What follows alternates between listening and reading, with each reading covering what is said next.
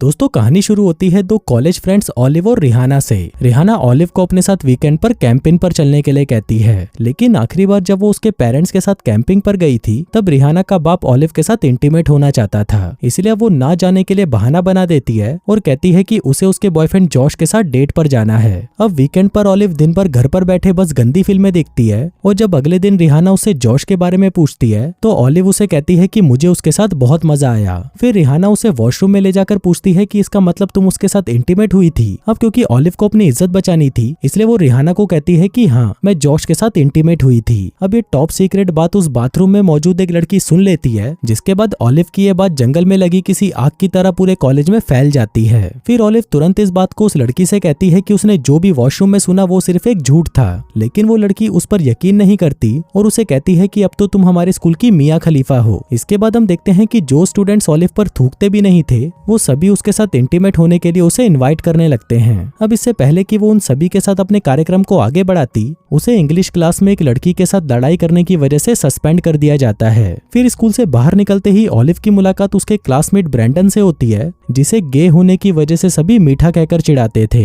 फिर ऑलिव उसे बताती है कि उसने उसके बारे में जो कुछ भी सुना है वो सिर्फ एक अफवाह है। अब क्योंकि ब्रेंडन ऑलिव का एक अच्छा दोस्त था इसलिए वो उसकी बात मान लेता है। अगले दिन ब्रेंडन फिर से ऑलिव से मिलने उसके घर जाता है, जहाँ पर ऑलिव की माँ उसे देखकर बहुत खुश होती है। इसके बाद ऑलिव उसे अपने साथ लेकर सीधा बेडरूम में चली जाती है। वहीं पर हम ऑलिव के पेरेंट्स को देखते हैं, जो कि ये सब देखकर काफी खुश थे कि आज उसकी बेटी किसी लड़के के साथ इंटीमेट होने वाली है। फिर ब्रेंडन ऑलिव से कहता है कि मुझे तुम्हारे साथ सब कुछ करना है, लेकिन ये सुनकर ऑलिव गुस्सा हो जाती है और उसे कहती है कि तुम पागल हो गए हो क्या। ब्रेंडन कहता है कि ठीक है, तुम्हें मेरे साथ नहीं करना तो मत करो, लेकिन बस कॉलेज में मेरी ये अफवाह फैलाने में मदद कर दो कि मैं तुम्हारे साथ इंटीमेट हुआ हूँ, ताकि लोगों को ये लगे कि मैं कोई मीठा नहीं बल्कि एक मर्द हूँ और इस सब के लिए मैं तुम्हें पैसे देने के लिए भी तैयार हूँ। अब पहले तो ऑलिव ये सब करने से साफ साफ मना कर देती है, लेकिन जब ब्रेंडन उसे अपनी दुख भरी कहानी सुनाता है कि कैसे मीठा होने की वजह से सब उसे चिढ़ाया करते थे, तो फाइनली ऑलिव उसकी मदद करने के लिए तैयार हो जाती है। फिर अगली रात वो सभी कॉलेज की सबसे पॉपुलर लड़की मेलेडी की पार्टी में जाते हैं, जहाँ पर सभी लोग उन दोनों को साथ में देखकर सोचते हैं कि इतनी सुंदर लड़की के साथ ये मीठा कर क्या रहा है। फिर ऑलिव मेलेडी के पास आकर कहती है कि मेरे अंदर ठरक की आग भड़क रही है, इसलिए हमें एक कमरे की जरूरत है। तभी मेलेडी कहती है कि तुम दोनों मेरे बेडरूम में जाकर जो चाहे कर सकते हो। आगे वो दोनों मेलेडी के रूम में जाकर दरवाजे, खिड़की, पर्दे सब कुछ बंद कर देते हैं। वहीं बाहर खड़े सभी लोग दरवाजे पर कान लगाकर ऐसे सुनने की कोशिश कर रहे थे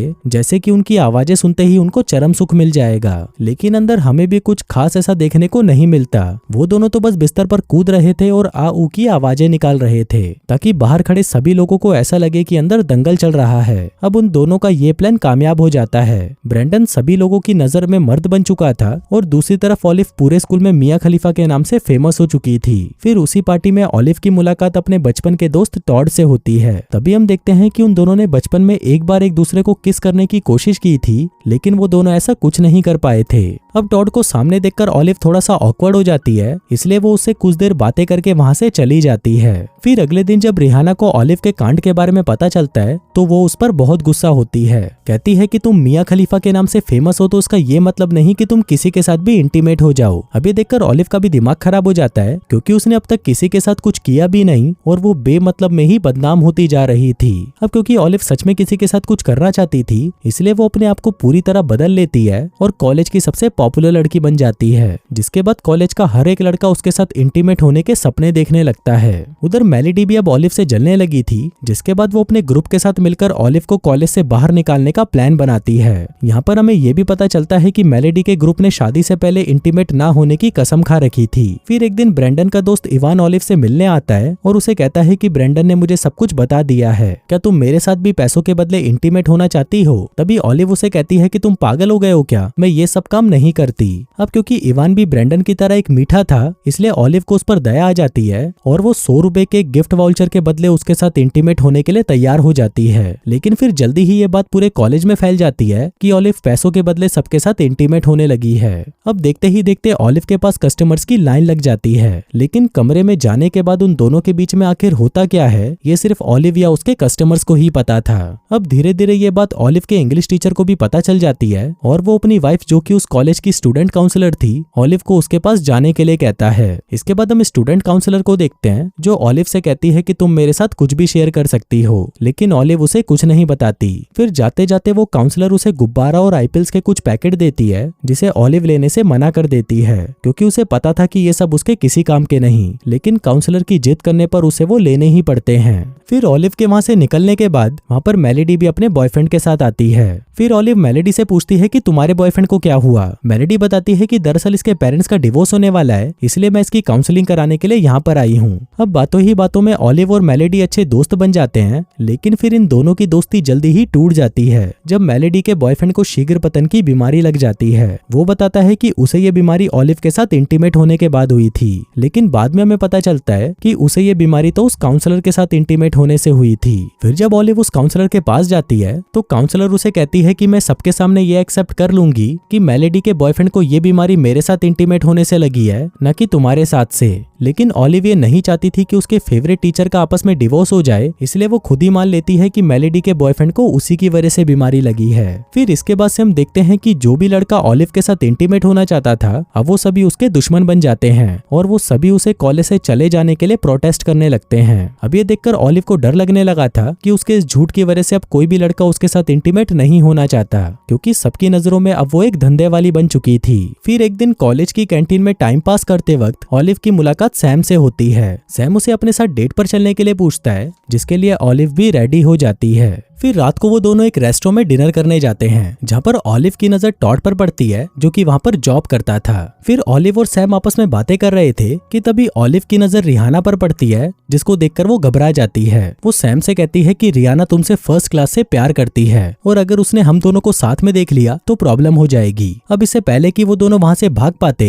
रिहाना उन दोनों को देख लेती है। फिर रेस्टोरेंट से बाहर निकलने के बाद सैम ऑलिव को $200 का एक गिफ्ट कूपन देते हुए किस करने की कोशिश करने लगता है। अब वो उसके साथ इंटीमेट भी होना चाहता था, लेकिन ऑलिव उसे मना कर देती है। ऑलिव रोने लगती है क्योंकि उसे लगा था कि सैम उसका सच्चा प्यार है। इसी दौरान टॉड वहाँ पर आता है और उसे पूछता है कि क्या हुआ। ऑलिव उसे झूठ बोलते हुए कहती है कि उसकी आंखों में धूल चली गई थी। टॉड उसे कहता है कि चलो मैं तुम्हें घर छोड़ देता हूँ। फिर रास्ते में ऑलिव उसे कहती है कि तुमने मेरे बारे में जो कुछ भी सुना वो सब झूठ है। टॉड कहता है कि मुझे पता है कि ये सब एक अफवाह है, क्योंकि बचपन में जब हम किस नहीं कर पाए थे तो तुमने ही सबसे झूठ कहा था कि हमारे बीच में किस हुआ है। अब टॉड बचपन में जो काम नहीं कर पाया था वो अभी करना चाहता था, इसलिए वो ऑलिव से पूछता है कि क्या मैं तुम्हें किस कर सकता हूँ, लेकिन वो उसे मना कर देती है। वो उसे कहती है कि पहले मैं अपनी लाइफ को वापस नॉर्मल करना चाहती हूँ, जिसके बाद तुम जो बोलोगे मैं तुम्हारे साथ करने के लिए तैयार हूँ। फिर अगले दिन ऑलिव उन सभी लड़कों के पास जाती है जिनके साथ उसने इंटीमेट होने का नाटक किया था। वो उन सभी से रिक्वेस्ट करती है कि तुम जाकर सभी को सच बता दो कि हमारे बीच में ऐसा कुछ नहीं हुआ। अब उनमें से जॉन, जो कि ऑलिव का बहुत अच्छा दोस्त था,